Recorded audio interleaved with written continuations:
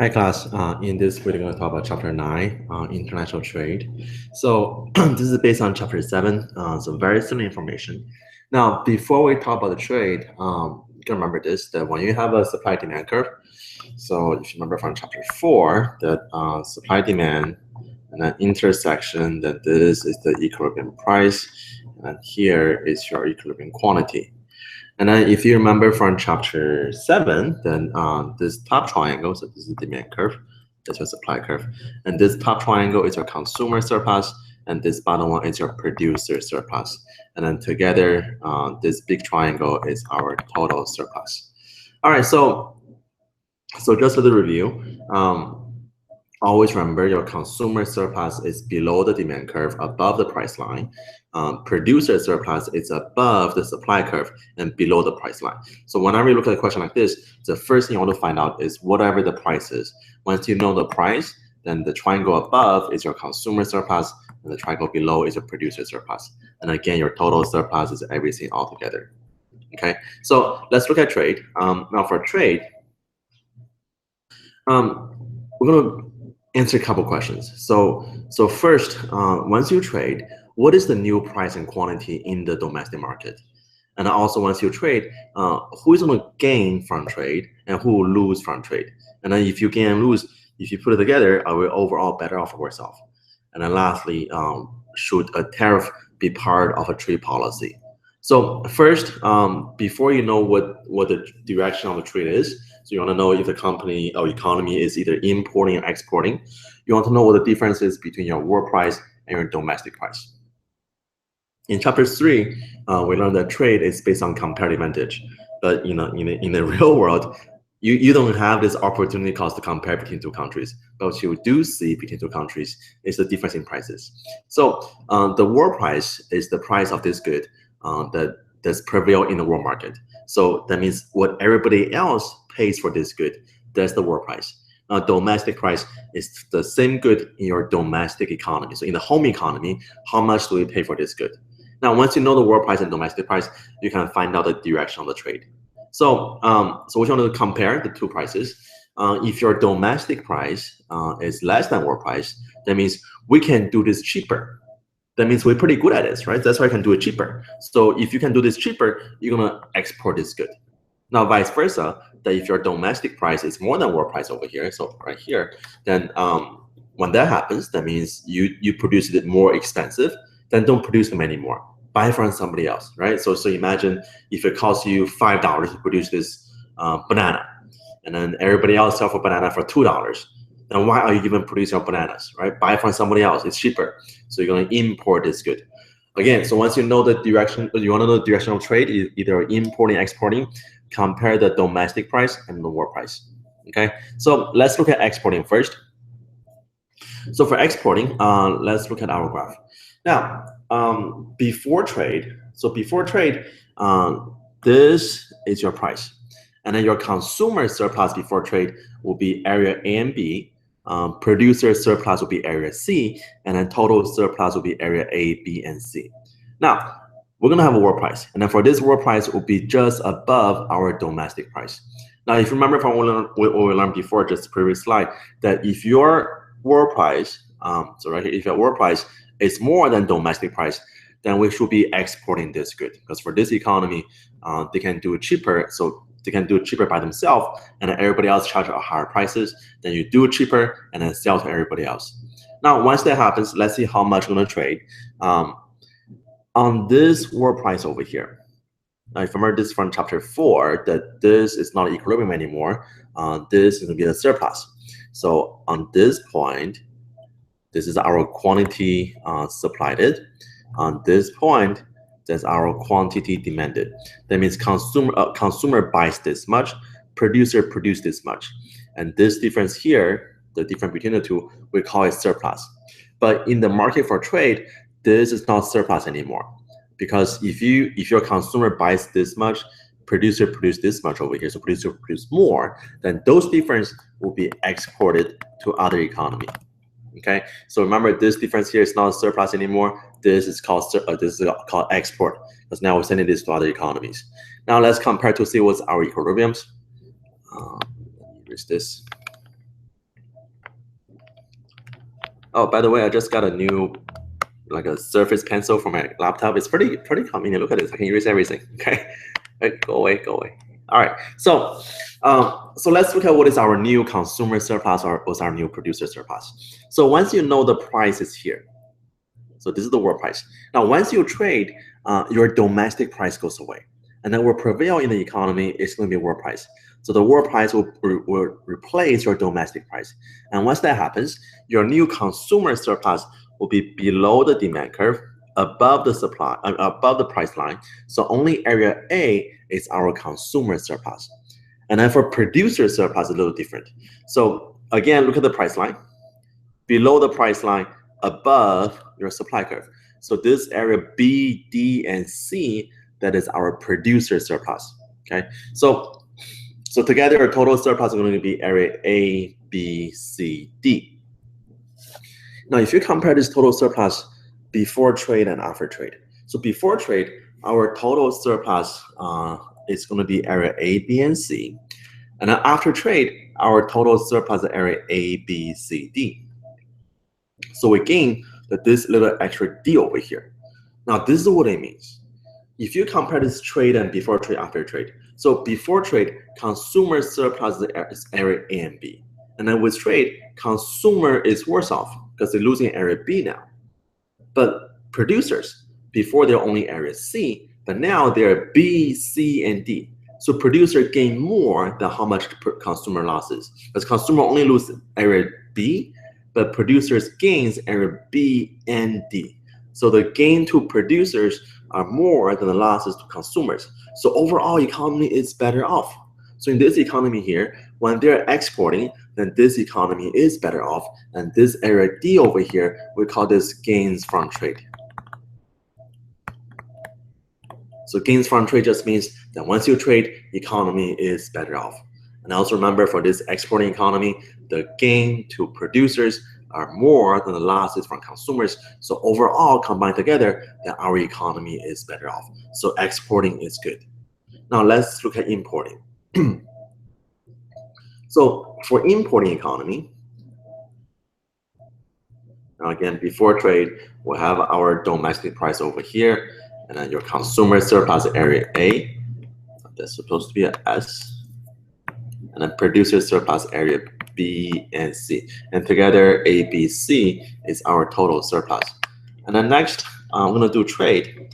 And then for this trade, our world price will be a little lower here. So this is the world price. Now, what that means, remember we talked about this before, that if your world price is lower than your domestic price, that means everybody else in the world can produce this good cheaper. That means they are more efficient, can do cheaper. And what do? We buy from those other countries because they can do it cheaper now. Now, once you draw this world price, so once you trade, this world price will become your new domestic price. So your domestic price goes away. And then if you remember this from chapter 4, that if you have any price that's below equilibrium, we call this a shortage. But this is not shortage anymore, because on this point, that's your quantity demanded. On this point, that's your quantity supplied. So consumers want to buy this much. Our domestic companies only produce this much. So consumers want to buy more. And where does those more come from? They will be coming from our import. So this difference here is not shortage anymore. That this difference is going to be our import. Now, if you compare your consumer surplus and producer surplus with trade, so this is the new price. The world price is the new price here. So with trade, your area C is your producer surplus now, because now they're having, when the price goes down, they're worse off. But consumers, we are area A, B, and D. So this big triangle is our consumer surplus. So consumer is better off with trade.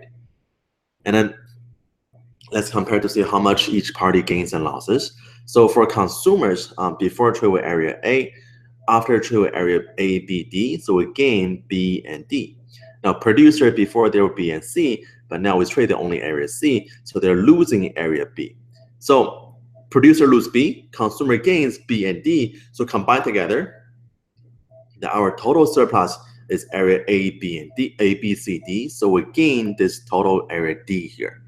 So which means for this economy, when they're trading, when they're importing, they are also better off because the total surplus is more than before. And then this area D here, once again, we call this gains from trade. So which means that for this economy, even if you're importing, then you are still better off. So let's summarize this. So it doesn't matter if you're importing, exporting, even though trade, we said in chapter 1 says trade is better, it's good for everybody. When we say trade is good for everybody, we don't mean everybody individually. We mean every country as a whole. Okay, so especially for this country here, that if you're importing, the producer is worse off, because for producers, when you're importing, the price goes down. Because before importing, here was the price, but now with importing, price goes down to the world price. So producers are worse off, but the consumers are much better off.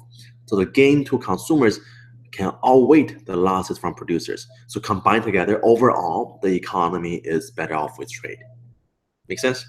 All right, so now tariff.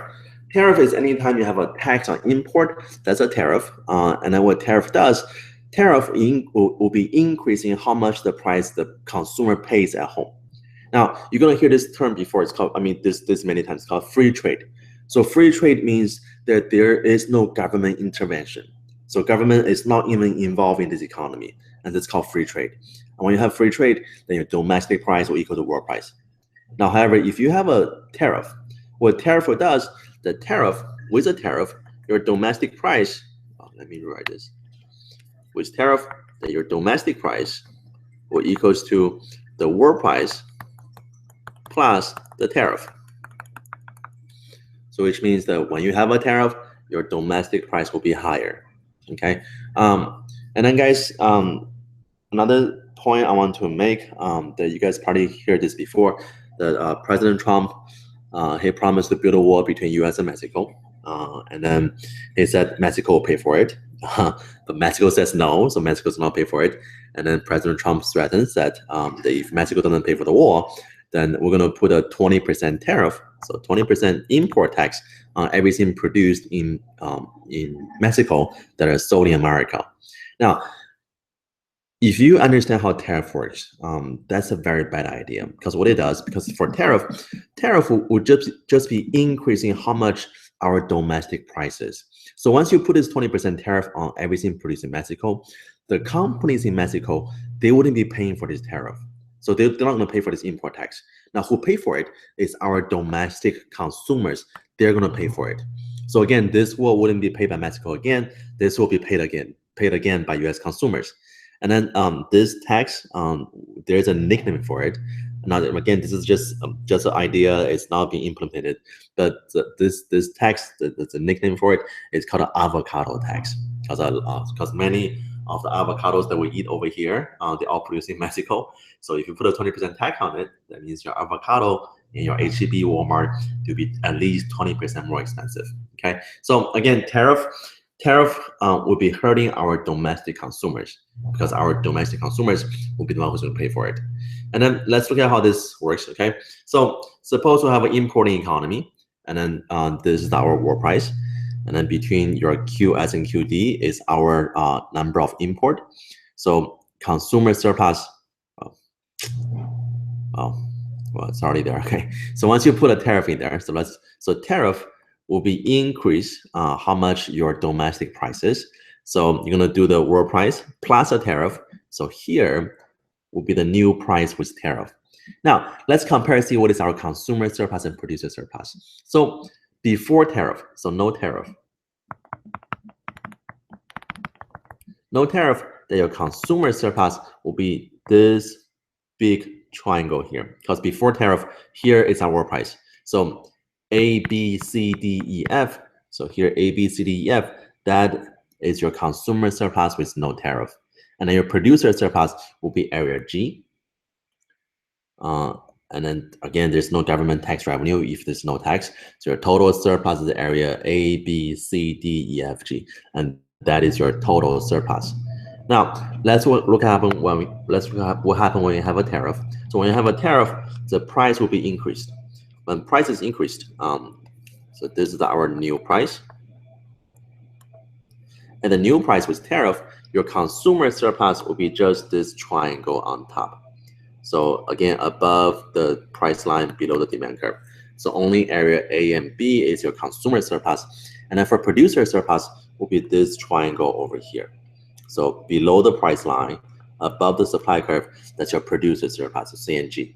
And then this area E here, this is representing our tax revenue. So because over here, between Q2S and Q2D, this is your new number of import. So use your number of import, multiply by the tariff per unit. So area E is our revenue for the government. And then which means your new total surplus will be A, B, C, G, E. And then if you compare what you have before and what you have now, see how area D and then area F, we have them before, but we don't have them anymore, right? So area D and area F, we have a name for it. You guys learned this before in chapter 8. This is called dead weight loss, which means a tariff is inefficient because tariff will be creating dead weight loss in the economy. Okay, so tariff is bad, but we still have tariff. There are many reasons why we have tariff. So now the reason why we have tariff, because with tariff, your domestic producers, they're better off. Let me go back. So with tariff, see how, let me use this. Now see before tariff, producers only area G, but now with tariff, producers the area C and G. So with tariff, it will increase how much the price consumer pays, so which means make our domestic producers more competitive against foreign competitions. So producers are better off, and then the government is also better off because they have extra revenue now. But who is worse off is our domestic consumers. That all this CDEF is all gone. Consumer lose all those areas. But overall, your economy is still worse off. We still have a dead weight loss. Okay, so that's why tariff is bad. There are still a couple of factors why we have tariff. So the number one argument for tariff and against free trade is the jobs argument. And then guys, if you ever watch South Park, there's one episode where people are saying that like they took my job, or they took his job, or they took our job. So that's the job argument. So the argument says that the more number of import we have, the less number of jobs we have. Now, that's not looking at the picture entirely. So if you compare our number of import to our unemployment rate, now for the last 40 years, our number of import has been increasing dramatically. So as a percentage of our entire GDP has been increasing from only 4% back in 1960s to today to about 17% of the overall economy. So import has been increasing dramatically. Now, if the job argument is correct, that means there will be less number of jobs in America. But if you look at our unemployment rate, has been very, very steady. And even today, unemployment is being only 4.2%, and our import is more than ever before. So import does not destroy a job. Now, what the economy does, the economy is a very special entity. That every time you take away a job, economy always has a way to recreate more jobs to replace the old jobs. And then if you look at our economy, 40 years ago, US was dominated by manufacturers.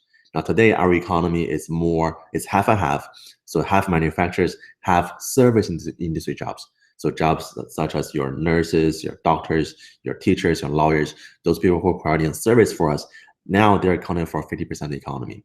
So even though we're losing all those manufactured jobs to import, but we're creating more service jobs in the economy.